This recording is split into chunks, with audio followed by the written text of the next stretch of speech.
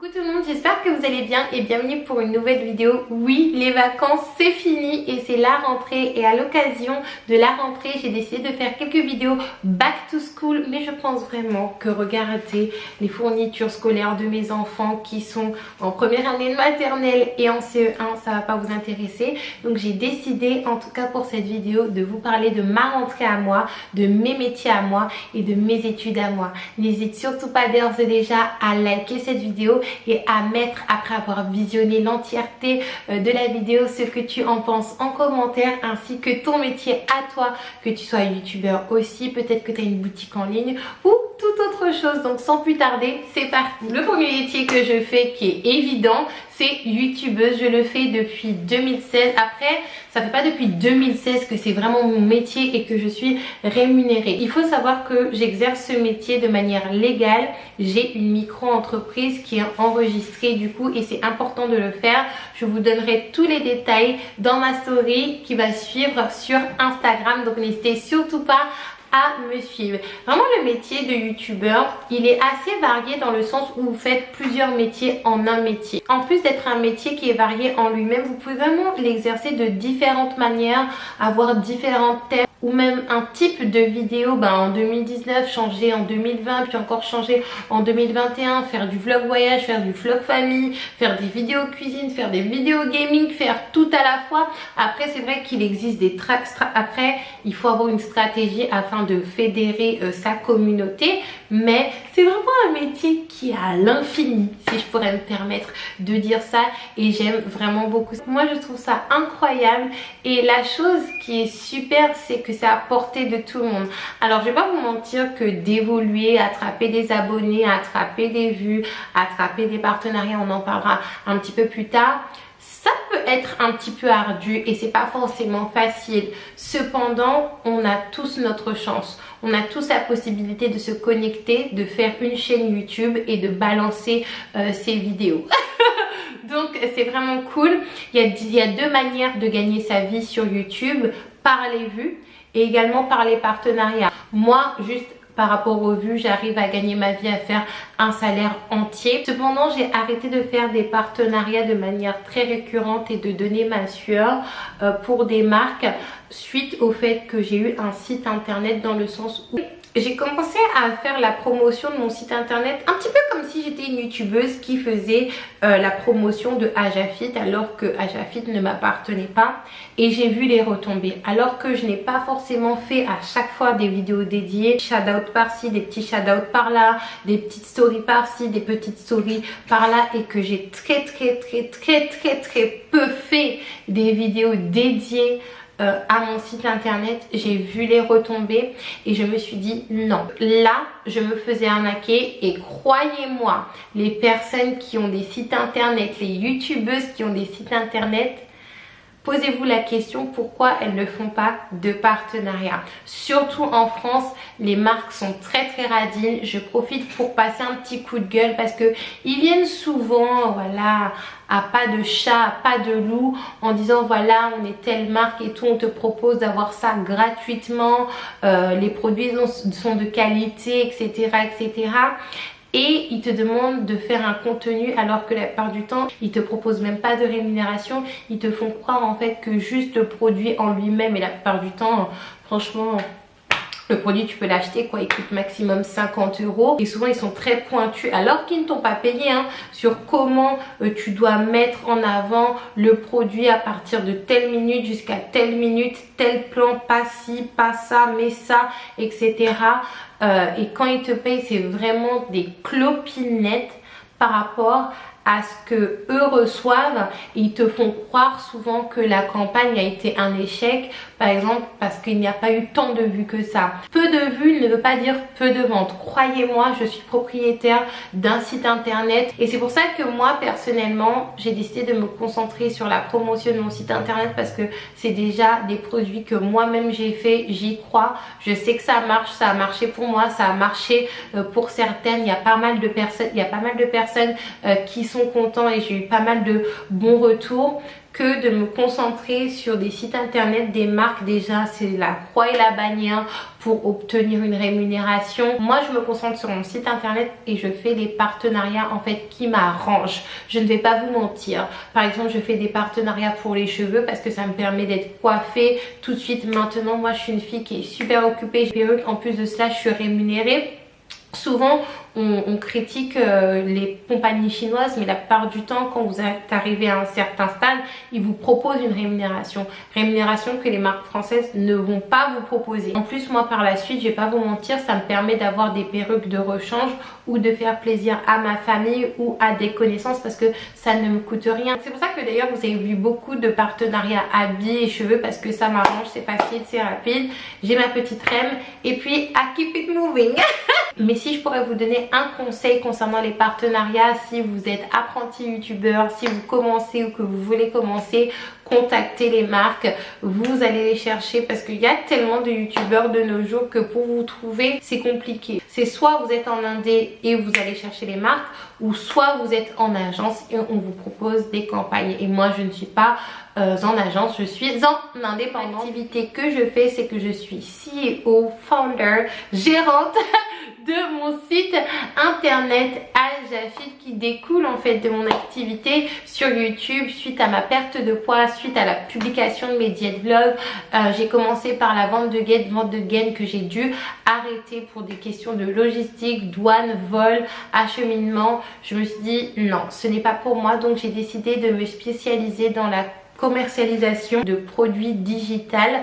Vous savez, dans la nomenclature par rapport à l'URSSAF, il faut faire attention, c'est pas de la vente de marchandises mais c'est des prestations et des services, même si il y a vente de quelque chose. Du coup je ferai une vidéo spéciale, mais il faut savoir que j'ai construit mon site internet toute seule de A à Z. Concernant la mise en place du programme, comment vous le visionnez, ça a vraiment été un casse-tête, mais j'ai trouvé une équipe qui me font un travail du tonnerre. Je gère ça à travers Shopify. Après Shopify c'est pas le meilleur truc qui existe, mais si vous êtes en indé toute seule ou tout seul comme ça, c'est vraiment quelque chose qui va être un petit peu dur à comprendre au début, mais après ça va être la maison. C'est un petit peu comme YouTube, il faut juste prendre le temps d'apprendre et surtout le temps de comprendre.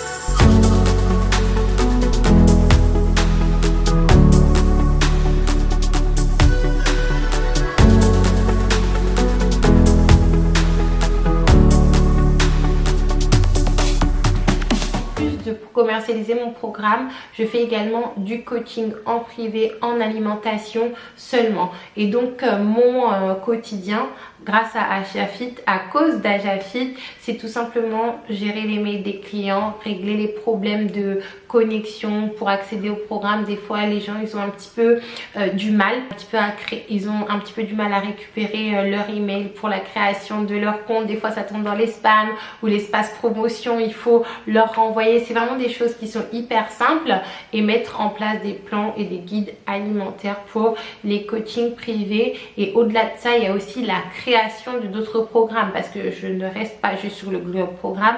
Là je suis en train de travailler sur un programme qui va être la suite logique du Glow Up programme pour que vous puissiez aller plus loin. Non, je vous dis rien.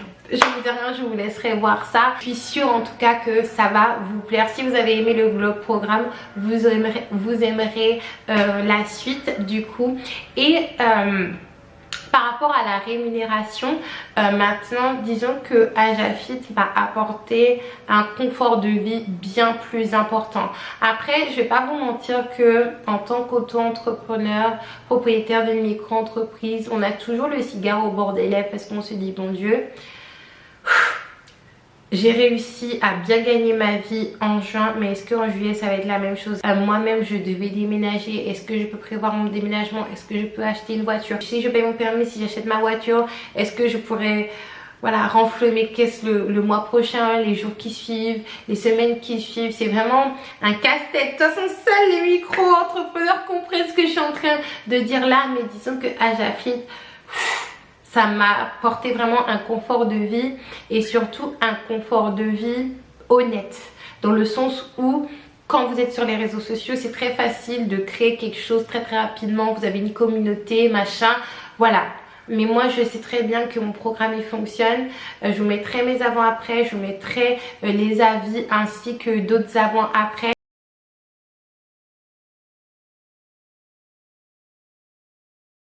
Il y a beaucoup de personnes qui sont contents, qui sont satisfaits. Donc en fait tout le monde est gagnant et surtout que mes programmes et mes services ne sont pas chers. Donc je suis juste super heureuse et ça c'est grâce à moi effectivement, grâce à Dieu d'abord, grâce à mes enfants qui me motivent au quotidien, mais également grâce à vous. Donc ma réussite c'est vraiment la vôtre et j'espère en tout cas que vous avez pu voir grâce à mon évolution, surtout dans les prochaines semaines parce que je déménage et là les vlogs ils vont être là et vous allez être super fiers. Vous êtes même pas prêts pour le vlog qui arrive. Je vous ai dit 2021, 2020 c'était rien, 2022 et 2023 vous allez voir et ça va. J'espère que ça va vous motiver, que c'est pas parce que on n'est pas la favorite ou le favori dans la société ou dans la communauté dans laquelle on évolue. C'est pas parce que on n'est pas beaucoup entouré, parce que moi sur les réseaux sociaux je suis DAF solo, hein, je suis toute seule. Je connais pas des groupes de youtubeurs qui sont un petit peu connus, qui peuvent m'aider, avec qui je peux faire des partenariats. Et d'ailleurs je suis bien comme ça, que en fait vous ne pouvez pas réussir si vous êtes maman célibataire, que vous ne pouvez pas réussir également. Ma réussite ça sera la vôtre. Prenez-moi en exemple pour vous dire que si Aïka a réussi, regardez où elle était, moi aussi je peux réussir. Bref, mais je vous ferai une vidéo spéciale assez longue sur Ajafit, sur comment j'ai construit ça. Je vous ferai ça. Stay tuned. Et dernière activité qui n'a rien à voir, pour le coup on fait un virage à 180 degrés, c'est que je suis étudiante en japonais en LLCE, donc c'est langue, littérature, civilisation étrangère. Pourquoi des études de langue? Dans un premier temps tout simplement parce que je suis une amoureuse des langues depuis mon plus jeune âge en fait. Depuis que je suis toute petite, c'était moi qui étais là sur internet à regarder des séries américaines en streaming, à regarder des dramas japonais, même des fois sans sous-titres, et qui essayait de m'imprégner de la langue afin de la comprendre, afin de comprendre la science et la mécanique de la langue, parce que on parle en français comme ça de manière assez fluide, cependant il y a toute une mécanique qui nous est mise en tête depuis qu'on est dans le ventre de notre maman. Après c'est inné pour nous parce que on est né dans ça, on a baigné dans ça, mais quand justement vous n'avez pas baigné dans ça et que vous devez apprendre, moi j'aime bien tout ce processus en fait. Pour moi je sais pas, c'est une passion, juste déjà le fait de dire la même chose en deux langues différentes et le ressenti il est différent.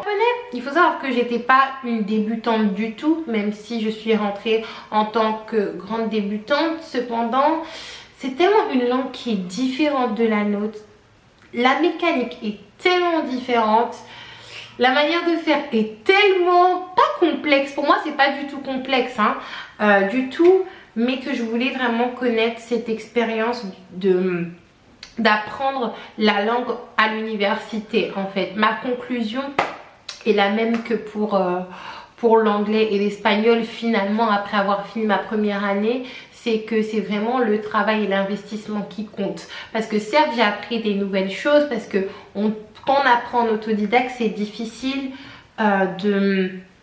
comment vous dire, de voir toutes les cas de figure sur tous les plans en fait. L'école va vous donner plus ou moins ça et après l'immersion va vous donner ça. Donc c'est ça que ça m'a apporté. Cependant le reste, j'aurais pu le faire toute seule, je vais pas vous mentir, mais j'ai l'intention de continuer et je passe en deuxième année afin d'être diplômée pour pouvoir vraiment avoir ce tampon pour faire de la traduction, même si vous n'avez pas besoin d'un diplôme pour faire de la traduction en vrai. Si vous avez un bon niveau pour le japonais, si vous avez un bon niveau et le JLPT pour le japonais ou le TOEIC pour l'anglais, je sais plus comment ça s'appelle, pour l'espagnol, ou le NHK pour le chinois, vous pouvez faire de la traduction en anglais, je vous assure. Après c'est mieux d'avoir un diplôme, mais ayez un bon niveau et ayez les agrégations là, JLPT, NHK, TOEIC, et puis pour les autres langues ça doit exister également, et vous pouvez faire de la traduction.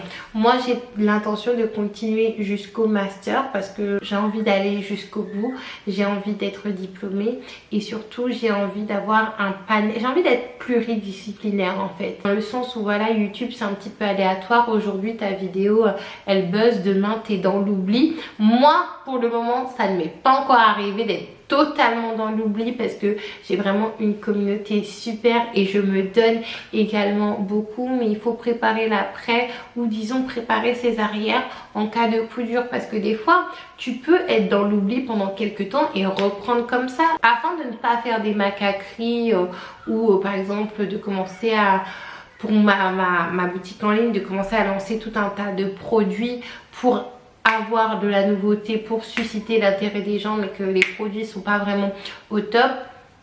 J'ai mon petit backup, j'ai mes études qui me permettent déjà de m'évader. Également je fais de la traduction, c'est quelque chose que j'ai trouvé grâce à l'école, mais vous pouvez trouver grâce à des plateformes, mais il faut avoir un niveau. Moi j'avais déjà mon niveau.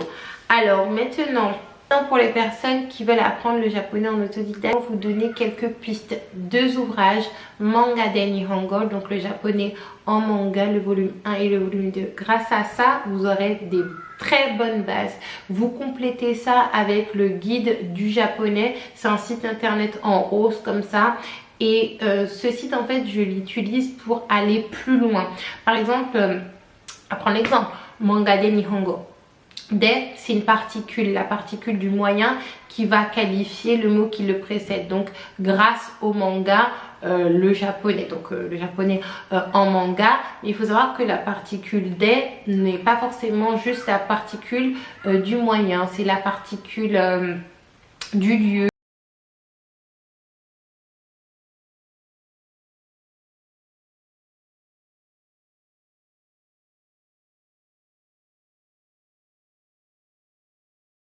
Elle a plusieurs fonctions et c'est la nature d'une particule, elle a plusieurs fonctions. Donc ce que je fais pour aller plus loin pour une leçon, je vais sur le guide du japonais et je trouve des informations complémentaires afin d'avoir un petit peu d'avance, que ce soit par mes cours en autodidacte moi toute seule, parce que je continue toute seule, mais également à l'école. Après il n'y a pas de secret pour les langues, c'est l'investissement.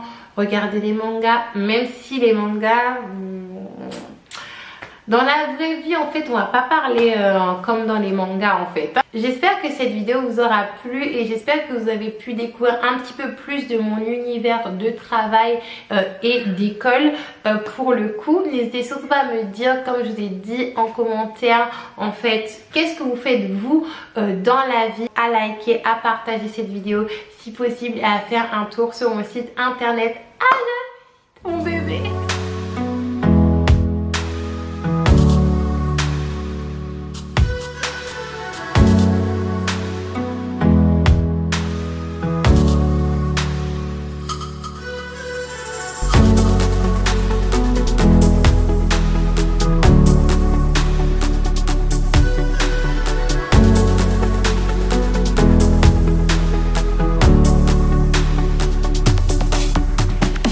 On se retrouve très prochainement pour une autre vidéo.